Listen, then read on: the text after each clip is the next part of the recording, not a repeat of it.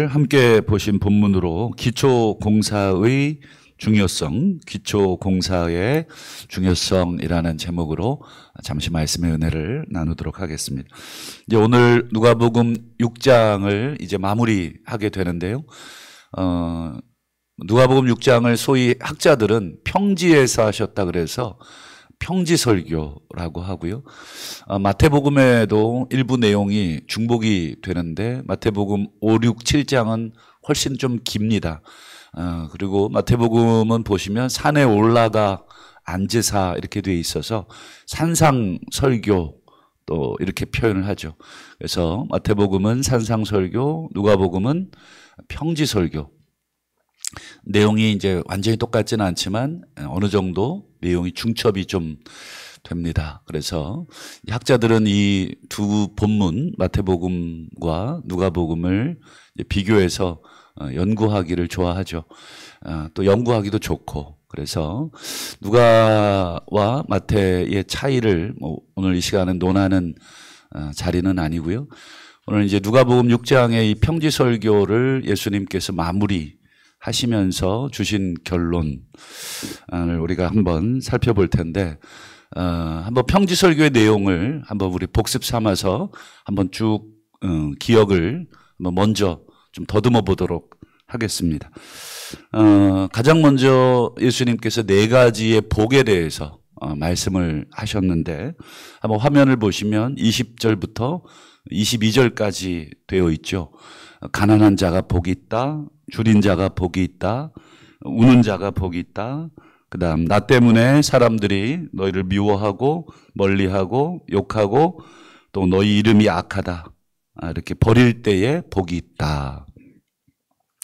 사실 네 가지가 쭉 나와 있지만 가장 이 모든 것을 이끌고 있는 것은 20절입니다. 가난입니다. 가난. 가난 때문에 배가 고픈 거죠. 가난한 것은 당연히 줄이고 있다는 것이고 그리고 배가 고프고 또 살림살이가 힘들면 눈물이 납니다. 그래서 울게 되고 여러분 가난한 사람 좋아할 사람은 사실은 많지 않아요.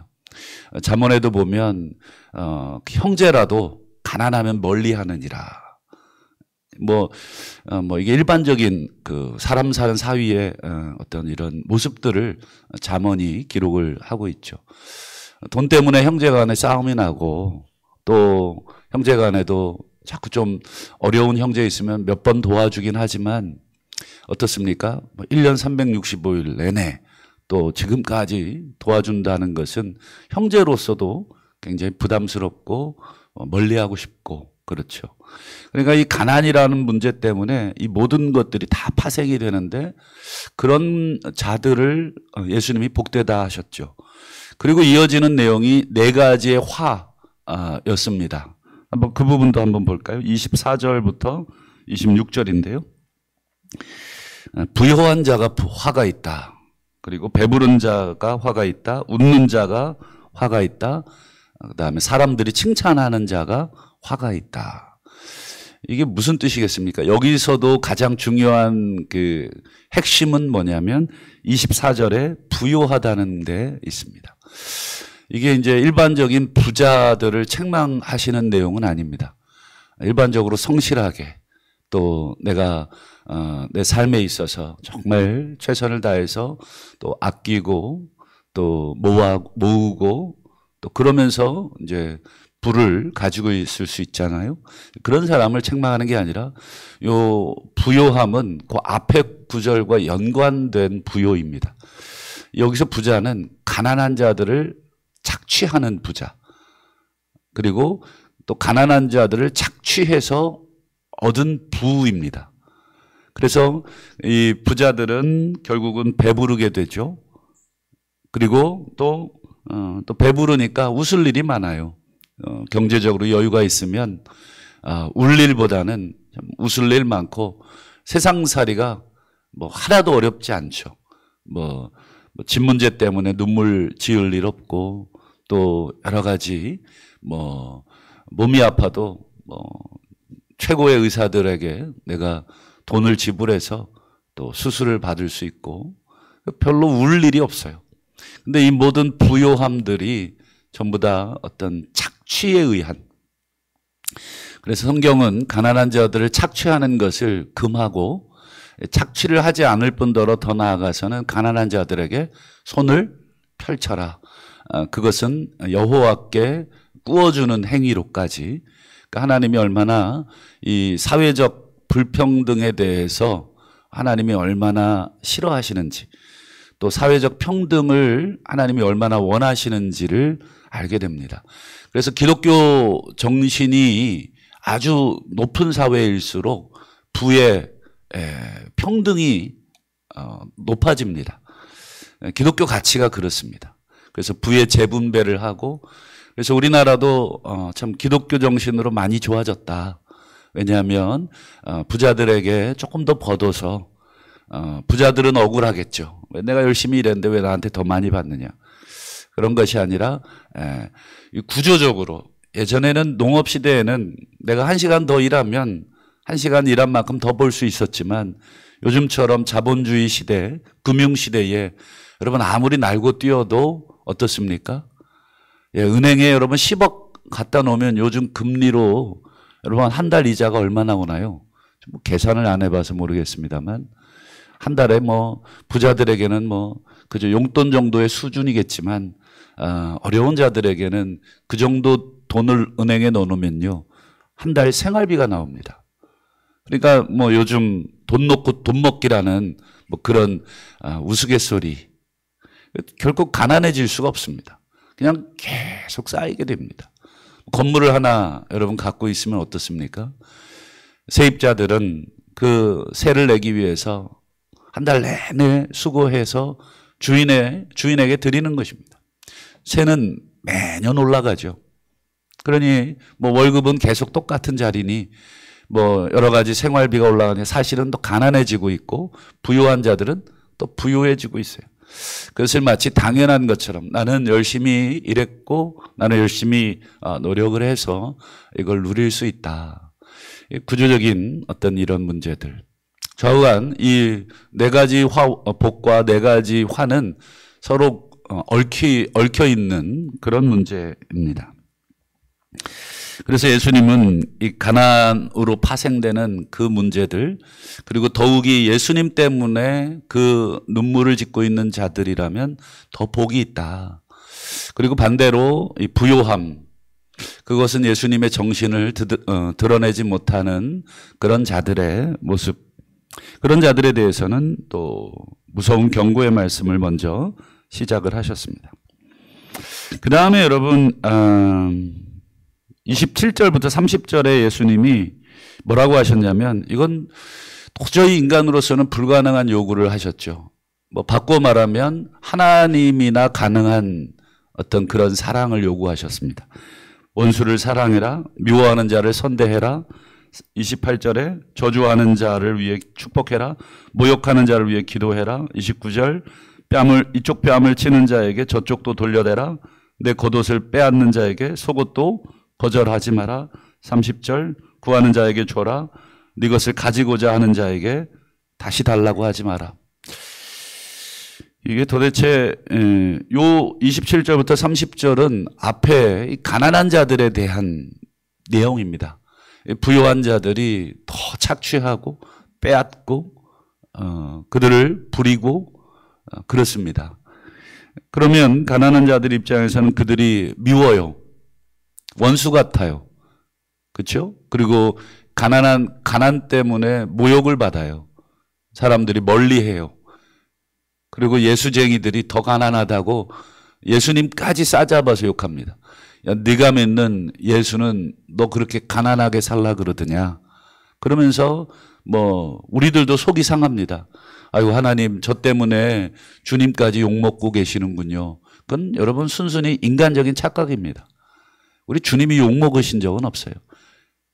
믿지 않는 자들이 주님을 모독하는 것이지, 우리 인간적인 차원에서 우리가 가난해서 우리가 예수 믿는데 지질이 못나서 사회적으로 이렇게 돼서 주님까지 욕을 먹고 계시는군요. 그거 아니니까 아무 걱정하지 마십시오. 왜 그런 자들, 원수, 우리를 미워하고 또 저주하고 모욕하고 이게 전부 다 앞에 이 네 가지 복과 네 가지 화와 연결되어 있어요? 왜 그들을 향해서 이렇게 하라는 것일까? 사랑하고 선 잘해주고 축복하고 기도하고 그냥 이쪽도 돌려대고 거절하지 말고 그냥 줘라. 왜 이렇게 할 것이냐? 그것에 대한 신학적인 이유를 35절, 36절에 설명을 하시죠. 너희 아버지가 그렇다는 거예요. 35절 보면 지극히 높으신 이 하나님이죠. 하나님은 어떠냐? 뒤에 보세요. 은혜를 모르는 자, 악한 자. 이게 지금 네 가지 화, 그리고 막 원수, 미워하는 자, 저주하는 자, 모독하는 자. 이게 다 은혜를 모르는 자, 하나님을 저주하는 자들인데 그들에게도 하나님이 인자하시다. 이게 이제 신학적인 근거입니다. 하나님이 그러시다는 거예요. 그 다음에 36절도 똑같죠. 너희 아버지가 자비하시다. 그렇기 때문에 너희도 자비해야 된다. 그러니까 인자와 자비의 모습으로 살아가야 된다. 하나님이 그렇다는데 참 여기에 우리의 사실은 숙제가 있는 것이죠. 우리가 뭐 하나님 닮은 사람, 그래서 예수 그리스도인이라는 말이 그리스도를 닮은 사람이라는 말이잖아요. 그러니까 하나님 닮았다, 예수님 닮았다, 뭐 이런 말들을 우리가 듣게 되는데 그런 말을 듣는다면 우리가 영광이지만 세상 사람들은 우리를 조롱하는 말투로 그렇게 한다는 것이죠. 그러면서 이제 그 다음이 이제 37절 42절이었는데 비판하지 마라, 정죄하지 말라. 그리고 어제 새벽에 살펴본 내용이 뭐였습니까? 그 사람이 선한 사람인지 악한 사람인지 뭘 보고 알아라 하셨냐면 그 사람이 마음에 쌓아놓은 것을 어떻게 말을 하느냐를 보고 알아야 된다. 결국 타인의 눈에 있는 티끌을 지적하는 사람은 어떤 사람이냐면 자기 눈에 있는 들보를 감추기 위해서 적반하장, 자기를 오히려 의롭게 보이기 위해서. 그래서 어제 말씀의 제목을 방귀 낀 놈이 성낸다. 자기가 방귀를 껐는데 그걸 감추려고 지금 화를 내고 있는 거예요. 다른 사람한테. 그러면 마치 자기는 방귀 안 낀 것처럼 자기는 아주 뭐 깨끗한 것처럼 그러고 있다는 거예요. 여러분, 누군가를 심하게 비판하는 사람은 그 사람이 아주 구린 사람이라고 생각하면 틀림이 없어요. 비판하기를 좋아하는 사람은 그 안에 더 악한 것이 많을 경우가 많아요. 좀 자비로운 사람들은 어떠냐면 그래, 나도 그런 인간인데 내가 저 사람을 어떻게 저렇게 모질게 야단을 칠 수 있겠냐. 저 사람을 야단치려다가도 나 자신의 모습을 보니까 야단을 차마 칠 수가 없는 거예요. 여러분, 자녀들 공부 못한다고 야단치는 부모님들 계시면 주제 파악을 못 하시는 거예요. 내가 그 나이 때 공부 얼마나 잘하셨나 한번 나를 되돌아보면 그렇게 막 호질게 막 야단칠 수가 없죠. 늘 전교 1등만 하셨나요? 늘 최고의 성적만 구하셨나요? 그렇지 않죠. 어떻게 보면 나도 학생 때 공부해 보려는데 잘 안 되겠어. 나도 그렇게 좋은 성적을 거두지는 못한 학생이었다면 우리 아이들이 그렇게 애쓰고 그러면 얼마나 힘드냐. 그래도 엄마 아빠 때보다 훨씬 잘하고 있다. 아빠는 너 때 몇 등밖에 못했는데 너는 지금 이렇게 잘하고 있다. 그럼 뭐 자식 앞에 뭐 자존심 세워서 뭐 하시겠습니까? 자식이 아빠 성적, 엄마 성적 안다고 깔볼까 봐 두려우십니까? 부모의 역할은 자식 앞에 뭐 자존심 세우고 뭐 이런 거 아니잖아요. 자식을 더 격려하고 또 잘 되게 하기 위해서 도와주는 것처럼. 어쨌든 우리가 먼저 우리 자신을 들여다봐라. 예수님 말씀도 그거였죠. 내 눈에 있는 들보를 보지 못하면서 타인의 눈에 있는 티끌을 그걸 보고 나로 내 눈에 있는 티끌을 빼게 하라는 말을 하는 것 자체가 그래서 예수님이 가슴 아픈 단어를 하나 얘기하신 게 뭐냐면 위선입니다. 위선. 이게 왜 위선이지? 다른 사람의 티끌을 지적하고 그거 빼주려고 하는 행동이 왜 위선이라 그러시지? 위선이라는 말은 뭐예요? 내 안에 있는 더러운 것을 감추기 위해서 겉을 깨끗하게 보이는 그런 행동을 하는 게 위선입니다. 그리고 이제 오늘 예수님 결론이 46절입니다. 한번 보실까요? 너희는 나를 불러 주여 주여 하면서도 어찌하여 내가 말하는 것을 행하지 아니하느냐. 이 말을 뒤집어 말하면 너희가 나를 주인이라고 주님이라고 부른다면 지금 내가 말한 것들을 행하여야 한다. 이런 뜻이 되겠죠. 지금 내가 말하는 것이 뭐예요?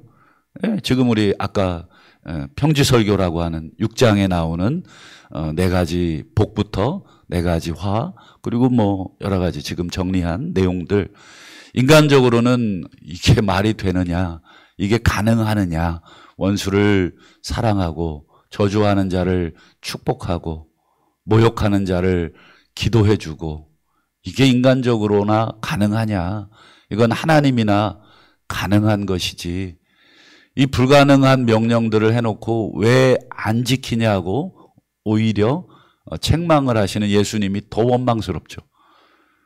예수님 당신은 하나님이시니까 가능하시지 우리는 인간입니다. 근데 예수님은 아주 진지하신 것 같아요. 아주 진지하게 이 명령들 내가 지금 말하고 있는 이 말들을 너희들이 지킬 수 있는 것처럼 지켜야 된다. 이렇게 말씀을 하고 있는 것입니다.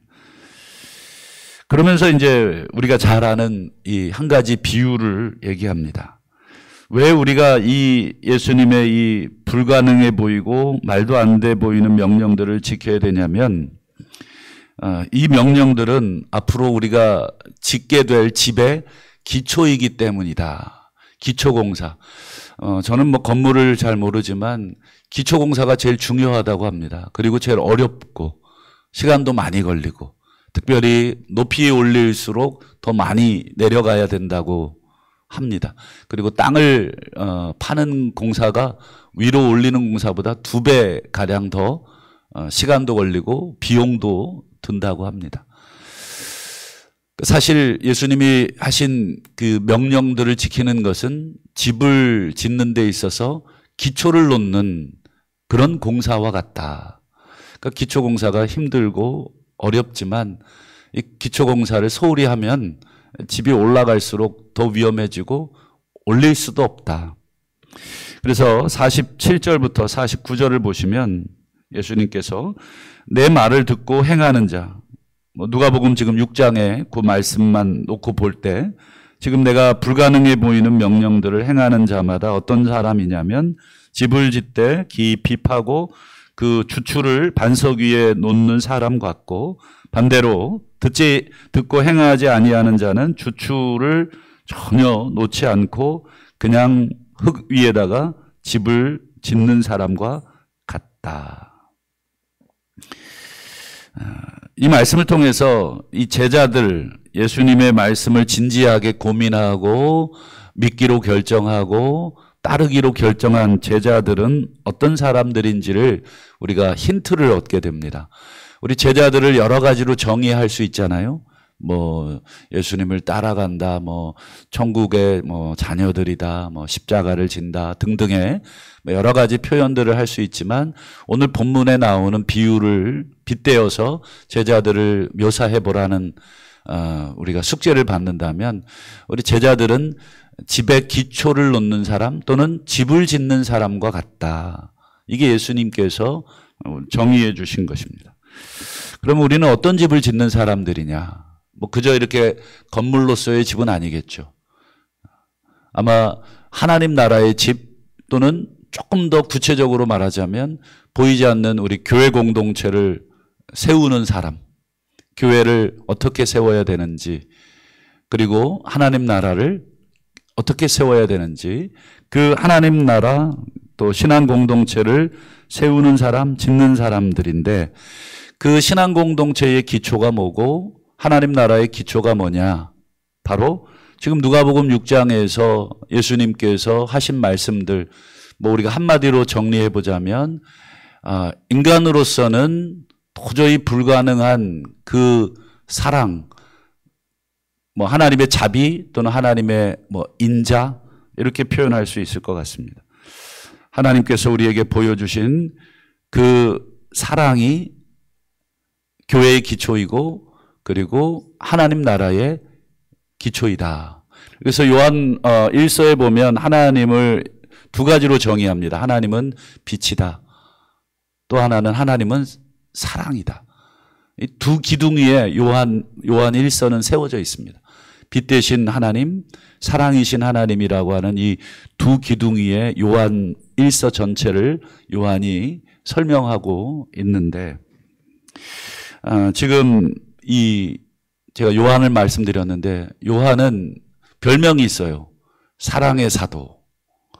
근데 사실 초창기 요한의 모습을 보면 택도 없는 소리입니다. 요한이 얼마나 승질머리가 더러웠냐면 이 사마리아 사람들이 자기들을 영접하지 않자 불을 내리라고 막 예수님에게 요청을 해요. 불을 내려서 이 사마리아 고을 싹 다 태워달라고. 이게 얼마나 이 성질머리가 못됐는지 요한이 그런 사람이었습니다. 그런데 훗날 요한이 이 예수 그리스도의 그 사랑을 온전히 체험하고 나서 사람이 완전히 바뀐 것입니다. 그래서 요한이 쓴 요한 1서를 한번 결론으로 좀 보겠습니다. 요한 1서 4장 19절과 20절 우리 화면을 통해서 한번 보실까요? 요한이 이런 말을 합니다. 우리가 사랑함은 여기서 목적어가 빠졌지만 우리가 원수를 사랑하면 형제를 사랑하면 뭐 우리를 핍박하고 박해하고 저주하는 자를 사랑하면 그가 먼저 우리를 사랑했기 때문입니다. 이렇게 되어 있습니다. 하나님이 우리에게 그런 사랑을 보여주셨기 때문에 우리가 그런 사랑을 해야 할 의무가 있습니다. 그리고는 20절에 그 범위를 좀 축소해서 보이는 바 형제를 사랑하지 않으면 보지 못하는 바 하나님을 사랑할 수 없습니다. 결국은 사람은 하나님의 형상을 가지고 하나님은 아니지만 하나님 대용으로 지금 우리가 상대하는 사람들은 하나님 대용의 사람들이라는 거예요. 하나님이 점수를 어떻게 매기냐면 네가 나를 사랑하는 것을 사람 상대하는 걸 보고 채점을 하겠다는 것입니다. 사실은 우리가 하나님 사랑합니다 이렇게 고백하기보다 하나님 우리가 이웃을 사랑합니다, 사랑하겠습니다, 축복합니다 이렇게 말을 하는 것이 신학적으로 전혀 틀린 것이 아닙니다. 그래서 성경을 뭐 하나님 사랑, 이웃 사랑으로 요약했던 예수님의 그 요약과 요한의 이 말은 사실은 뭐 전혀 다름이 없습니다. 말씀을 맺겠습니다. 오늘 말씀의 제목을 기초공사의 중요성 이렇게 잡았습니다.